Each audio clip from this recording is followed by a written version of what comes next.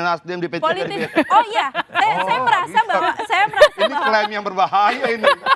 saya mewakili generasi muda di sini. Yang saya merasa bahwa selama ini kita selalu disibukkan dengan 2 pasangan calon atau 3 pasangan calon. Padahal sepertinya Bang Adian lebih paham karena Bang Adian adalah aktivis 98 yang memperjuangkan reformasi. Salah satunya adalah esensi dari demokrasi adalah membiarkan masyarakat untuk memilih jalannya sendiri. Dan itu adalah kita tahu bahwa sekarang yang punya kesempatan untuk menjadi capres-cawapres itu adalah yang sesuai dengan konstitusi dan memenuhi persyaratannya siapapun dan berapapun putarannya. Jadi kalau menurut saya ini kita harus kembali lagi pada semangat dan esensi demokrasi yang kita bangun dari dulu.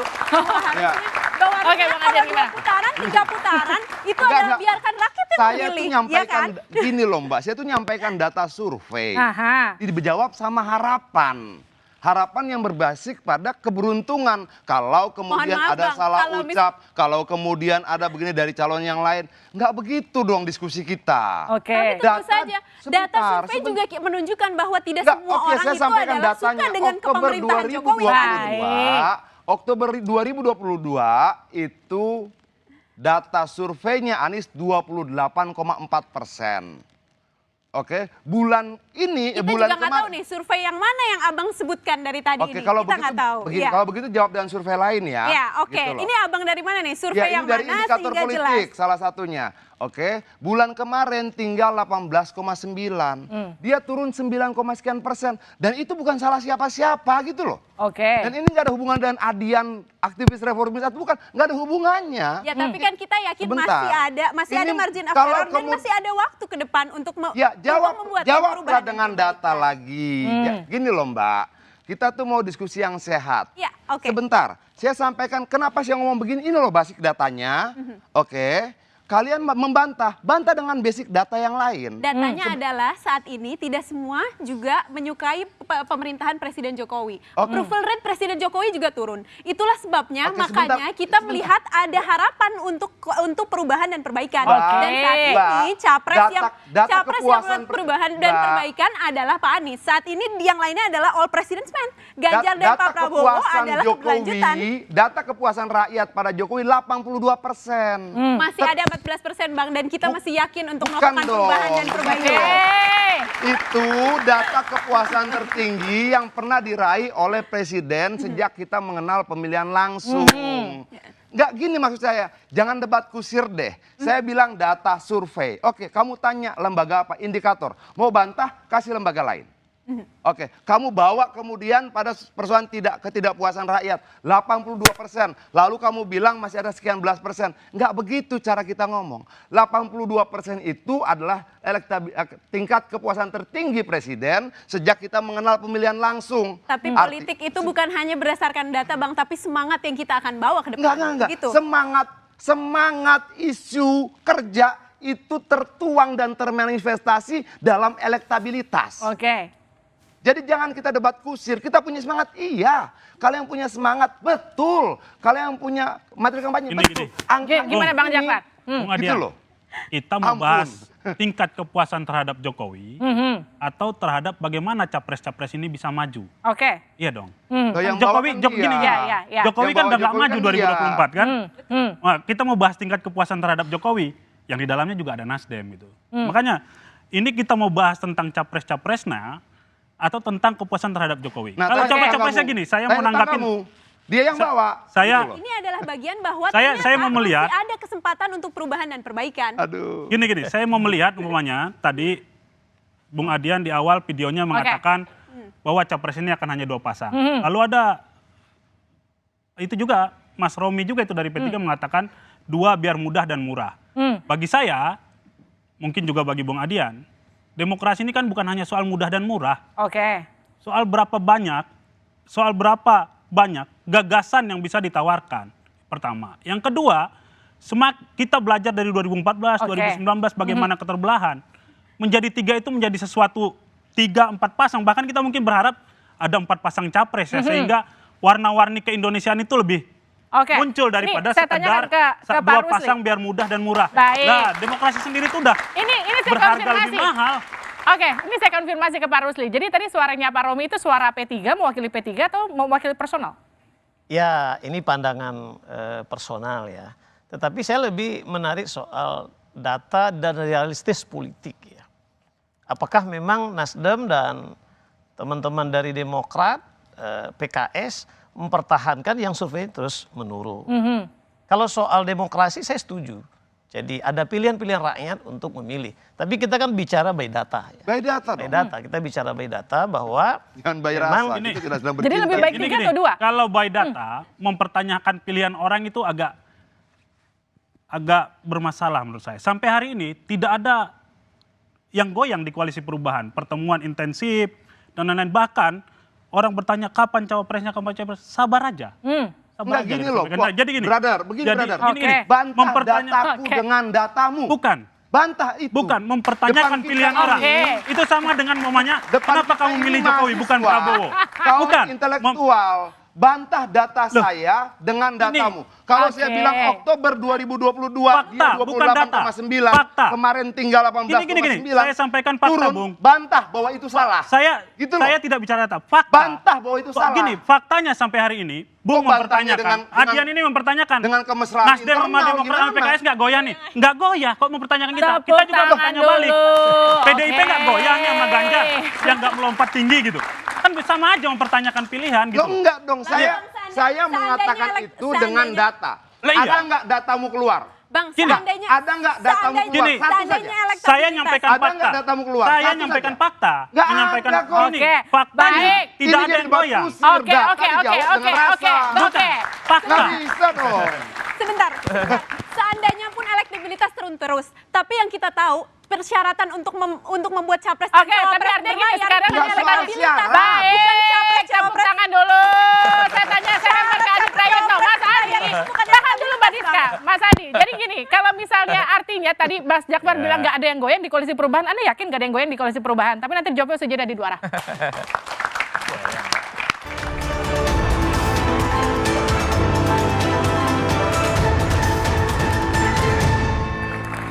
Anda kembali bersama kami di Dua Arah, Saudara. Benarkah Pilpres 2024 hanya akan diisi 2 capres? Saya tanyakan tadi ke Adi Prayitno. Jadi Mas Adi, kalau tadi Jakfar bilang nggak ada yang goyang di koalisi perubahan, Anda yakin nggak dengan pernyataan itu? Ya kalau bicara goyang pasti goyang ya. Ya buktinya sampai saat ini bagaimana Demokrat soal posisi capres kan tidak menentu.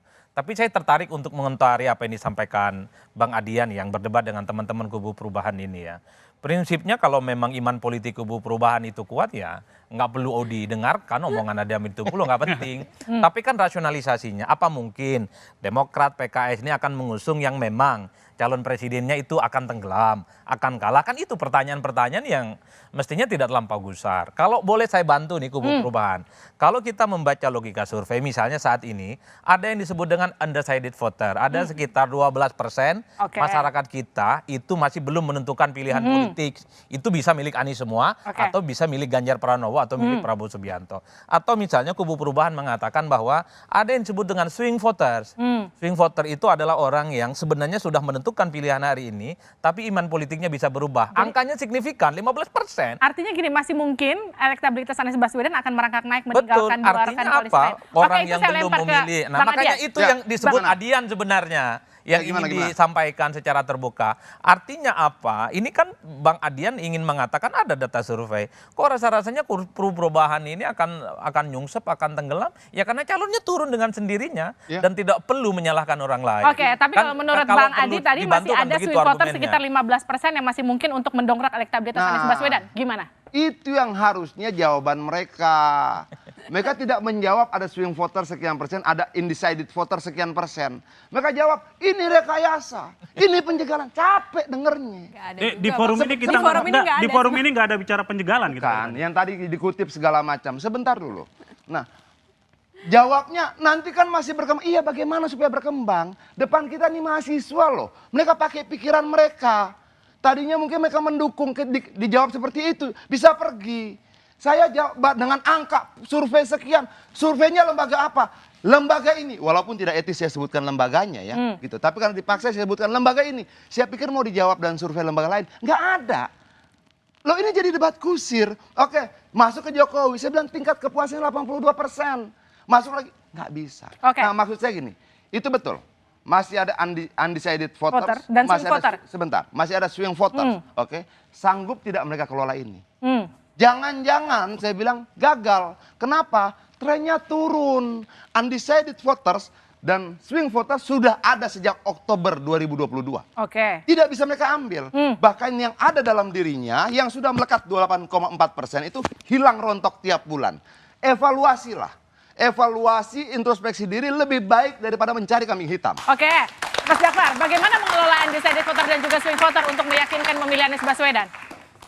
Kalau saya, Mbak Livi, terkait dengan gini, melihatnya pemilu itu bukan besok pagi, Oke, ya.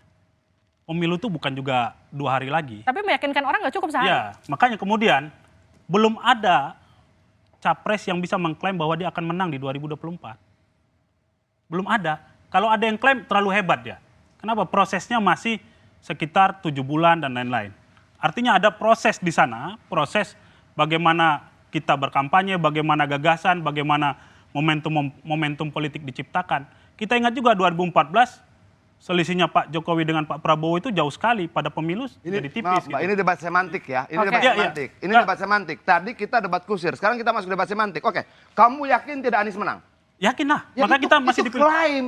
Bu- Kau saja yang mengklaim. Bukan. Ya, saya juga Gini loh, pertanyaanmu yakin nggak? Saya yakin. Ya Maka sudah. kemudian partai saya mendukung Anies. Oke. Nah, maka kemudian Jangan dibilang Gini, klaim gini. kalau ada yang yakin. Ya, makanya. Artinya istilahmu yakin dan klaim itu debat semantik. tidak Kita ada. mau masuk pada saya tidak perdebatan klaim. debat semantik. Kan pertanyaanmu yang saya jawab. Saya mau bilang pemilu tidak besok pagi.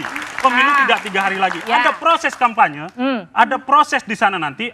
Adu dan semua, adu gagasan, cara berstrategi bagaimana membuat rakyat yakin, itulah yang akan menentukan. Yang dihitung, lembaga survei ini kan melakukan evaluasi terhadap kita. Oke. Melakukan pengkajian, melakukan ukuran-ukuran capaian-capaian.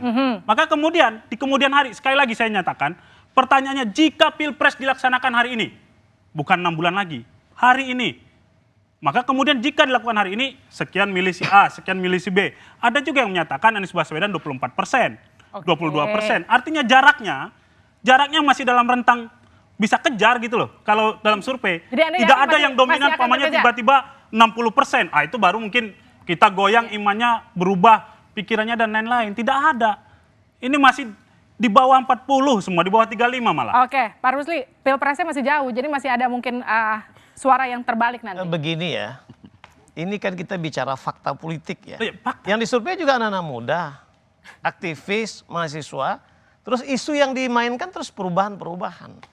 Tapi juga artinya menurun ya. Ini kan kita bicara realita, fakta, data begitu ya. Karena itu bahwa isu perubahan yang dijual dengan segala macam, ternyata juga kepuasan publik terhadap kepemimpinan sekarang yang kalau kita sebut keberlanjutan ke depan, itu artinya tertarik masyarakat fakta-fakta yang dikerjakan pemimpin hari ini. Nah karena itu memang anak-anak muda juga kalau memang gagasan, ide yang dijual oleh koalisi perubahan tentu surveinya semakin menarik. Jadi menurut Pak Rusli, Makin naik. ide untuk perubahan itu nggak menarik bagi pemilih. Ya sepertinya faktanya berkata begitu. Mbak Rizka tanggapi? Kalau menurut saya ini bukan masalah data, itu bukan cuma survei saja. Data yang ada, pertama saya akan ingin menyebutkan kalau misalnya tadi pertanyaannya adalah apakah itu akan mengurungkan niat dan dukungan kita untuk mendukung Pak Anies. Kita lihat bahwa datanya sekarang bukan elektabilitas itu bukan syarat untuk Maksud untuk saya membuat begini, Mbak. capres Maksud saya cawapres. begini. Bukan syarat Partai bukan syarat politik membuat kalau capres mau cawapres mendukung, untuk bisa mau perubahan, untuk bisa mau jadi kita berlayar. menang. Untuk gitu loh. Baik. Logikanya kalau perubahan untuk yang bisa ingin berlayar, kita untuk bisa berlayar yang penting adalah ada dukungan Oke. dari partai politik. Saat ini dukungannya ada. Saat ini ada 20% lebih dari 20% Oke, tapi tadi dari yang partai dimaksud Pak Rusli politik adalah untuk Saya walaupun bukan- ada dukungannya, belum tentu nanti dukungannya akan continue sampai akhir begitu kira-kira. Iya. ini Lalu dukungan ini tidak selalu dikaitkan dengan data dan elektabilitas. Dan elektabilitas itu kita tahu ada margin of error. Oke. Di elektabilitas ada margin of error. Kita masih ada waktu 6 bulan ke depan dan kita tahu bahwa ini kita masih optimis untuk bisa maju ke depan. Oke. Sekarang gini, saya pertanyaannya ke Pak Rusli. Pak Rusli, kalaupun memang hanya akan ada 2 paslon, Anda nggak khawatir polarisasi 2019 akan kembali terjadi? insya Allah tidak. Ya. Belajar dari demokrasi yang berlangsung selama ini, rakyat semakin cerdas, ya kemudian juga anak-anak muda yang sekarang bonus demografi pada 58%, Ya saya pikir pelajaran masa lalu itu cukup ya. Apalagi media sekarang sangat jelas yang saya ucapkan kemarin di sini juga bahwa bagaimana demokrasi besok ini sehat, cerdas, bermarwah, bermartabat. Tadi saya ingin bicara data lagi. Kan yang disurvei juga anak muda. Ya. Isu perubahan sudah berapa bulan, Bang? Sudah 9 bulan. 9 bulan. Sementara ya. Baik, ini saya lempar ke Bang Adian. Bang Adian, tapi kan kalau kita lihat surveinya Pak Ganjar juga masih naik turun sekarang. Masih Pak Prabowo bahkan di atas. Naik turun dalam survei itu benar. Wajar, nggak problem. Oke, yang saya sampaikan dalam survei itu kita lihat popularitas, elektabilitas, dan satu lagi tren. Tren ini akan menunjukkan kecenderungannya dia kemana. Makanya maksud saya, oke kita nggak setuju survei. Mau setuju nggak setuju, itu metodologi ilmiah. Ada unsur keilmiahan yang bisa dipertanggungjawabkan secara statistik di situ. Jadi yang kita perdebatkan itu. Oke, nah kalau kemudian kita lihat trennya begini loh. Prabowo tuh merayap naik, Ganjar tuh lompat, lalu datar. Ini turun, Mbak. Gitu loh. Ini kita periksa dari bulan per bulan. Kita memeriksa 11 hasil survei. 11 itu trennya turun. Kok kita dimarahin gitu loh. Atau mungkin ada data mereka survei sendiri. Coba. Lalu saya bilang berdasarkan tren itu, kemungkinan cuma 2 capres. Loh, ini persoalan tidak tren, bukan persoalan elektabilitas. Ini persoalan 20%. Yang jadi pertanyaan betul, sekarang gini. syarat pencalonan secara konstitusi 20%. Pertanyaan saya, pertama, apakah tiga-tiganya akan kompak kalau dia turun terus? Itu nanti akan dijawab. Jawabnya adalah usai jeda ya, di 2 arah.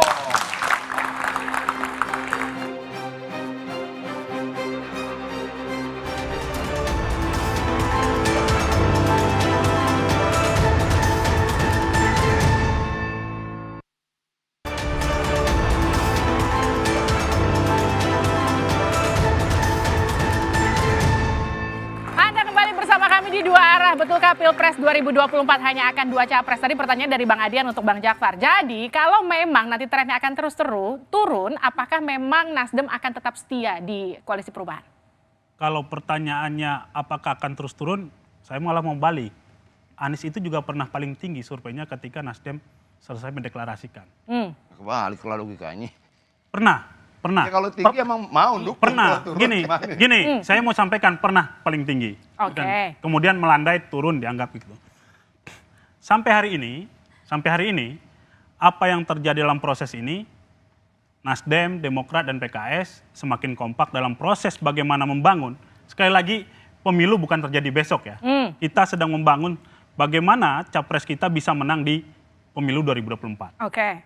Tentu semua, seperti kata Bang Rusli tadi, semua ingin menang. Kita juga sama, ingin menang. Sekali lagi, survei ini adalah evaluasi musiman atau gradual gitu ya, yang terjadi per bulan, per 3 bulan, per 4 bulan, dan lain-lain. Tentu itu menjadi catatan kita. Saya tidak membantah bahwa itu tidak benar, tidak. Data, sekali lagi, survei itu data ilmiah yang menjadi patokan untuk melakukan gerakan. Tapi gini, tetapkah di sana, Bang?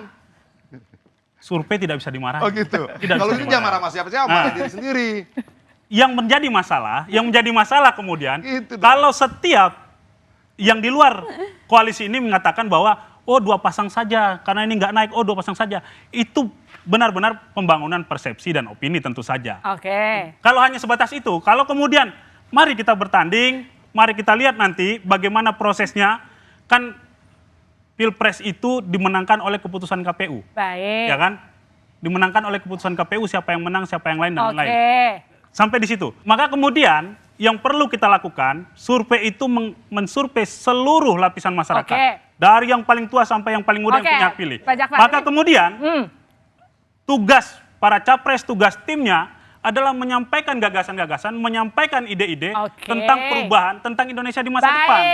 Nah sekarang saya ke Pak Rusli, pertanyaannya kurang lebih sama. Tapi pertanyaan untuk P3, kalau memang P3 nggak dapat kursi cawapres, apakah masih bersama dengan PDIP? Kemarin saya katakan, bagi kita kerjasama sudah segala-galanya. Ya tapi kalau meskipun nggak dapat kursi tetap segala-galanya. Ya kita menawarkan kader kita itu kan hal wajar. Jadi oleh karena itu kita insya Allah tetap bersama, istiqomah kan. Lalu soal tadi ya, mungkin saya sebelum statement saya terakhir, saya kasih pantun dulu nih. Boleh. Ini nggak boleh menutup kata-kata. Tanpa pantun ya. Pergi ke pasar, impres, di Simpang 4. Cakep. Ya kalau di rel Suai ya. Untuk membeli baju dan jamur. Oke. Ya. Semoga terpilih presiden yang hebat supaya Indonesia semakin maju dan insya Allah semakin makmur. Tepuk tangan untuk Pak Rusli. Cuman saya ingin komentar sedikit bahwa saya ingin mencerdaskan anak-anak muda ya. Saya juga milenial barangkali ya. Kolonial. Ya begini, dengan segala program, dengan segala jualan perubahan, tapi faktanya seperti itu. Tapi kita menghormati ya. Kita lebih banyak ada pilihan, saya pikir rakyat bisa memilih. Tapi kan kalau bicara data, metodologi, itu udah ilmiah. Baik, itu pertanyaan untuk Diska kemudian nanti selanjutnya. Bagaimana kemudian memastikan Anies akan tetap maju, tidak digombosi oleh internal sendiri? Kami sendiri optimis dan selalu istiqomah bertiga untuk melaju dalam koalisi perubahan dan mendukung Pak Anies menjadi capres dan cawapres. Kita masih punya 6 bulan. Kita lihat dan Meski AHY nggak jadi cawapres? Sesuai dengan yang dikatakan sebelumnya bahwa itu adalah hak prerogatif presiden, hak prerogatif capres untuk menentukan cawapresnya. Kita tidak mau politik dagang sapi, yang penting adalah capres dan cawapresnya maju yang sesuai dengan duit tunggal, karena kita ingin bukan hanya nanti kalau misalnya presiden berhasil menjadi presiden juga menjadi presiden yang berhasil. Selain itu juga kita tahu bahwa kita masih punya 6 bulan. Kita masih ada. Seperti yang Mbak Adian bilang, survei naik turun boleh, boleh. Tapi yang penting adalah semangat kita. Kita tahu sekarang pengangguran lebih banyak, ekonomi, harga barang pokok mahal. Gimana kita nggak minta perubahan? Kita harus melakukan perubahan dan perbaikan di sini. Bang Adian, kalau misalnya memang Anda yakin Anies akan tergerus habis, Anda juga yakin Prabowo, Ganjar akan melampaui Prabowo nanti? Kita bicara kalkulasi ya. Oke, kalkulasi dari rentang waktu dan sebagainya. Boleh diuraikan sedikit? Oke, ini. Ganjar baru 2 bulan, Prabowo sudah 11 bulan. Kalau saya salah dikoreksi, oke? Ganjar masih gubernur Jawa Tengah, dia baru berputar-putar di 10 provinsi. Itu angka-angka, itu data-data. Prabowo menteri, dia berputar-putar seluruh Indonesia. Sebentar. Anies sudah sampai Hong Kong dan Australia. Ganjar masih berputar-putar 10 provinsi. Sudah nomor urut 2 dengan selisih 3%. Maksimal di dalam... tendensius Hong Kong dan Australia itu loh, nggak sampai ke sana. Tenang Bang. Nanti kita kasih fotonya di luar. Saya punya fotonya. Gitu loh. Nggak apa, jangan dibantah. Nanti kita buka fotonya di sini lebih ribet lagi. Oke. Nah. Baik. Dengan sisa rentang waktu ini, dengan ruang kampanye tingkat popularitas yang masih di bawah 87%, ruang dia untuk meningkatkan elektabilitas masih sangat besar. Kalau pertanyaannya apakah yakin? Yakin. Keyakinan saya berdasarkan apa? Angka-angka. Baik. Singkat saja ya Bang Adi. Keyakinan Bang Adian berdasarkan angka-angka. Karena memang kan deklarasinya masih baru sebentar. Tapi apakah kemudian ditambah deklarasi cawapres akan mendongkrak elektabilitas semua pihak? Ya pasti, apalagi misalnya Jokowi itu maksimal dan secara total menyebut Ganjar adalah capres dari PDIP dan Jokowi sebagai kader PDIP akan total. Itu membuat Ganjar pastinya akan bouncing ya. Cuman satu hal yang pasti, apa yang disampaikan Bang Atian sama Bang Rusli, ini menganggap teman-teman kubu perubahan ini nggak terlampau penting sebenarnya. Kenapa gitu? Satu, mereka ini akan kempes dan akan kalah sekalipun iman mereka solid dan maju pilpres. Karena dari data-data disampaikan oleh Bang Adian, ya sekeras apapun mereka memperjuangkan Anies Baswedan, sekeras itu juga mereka akan kalah. Ini klaim politik dan perang politik.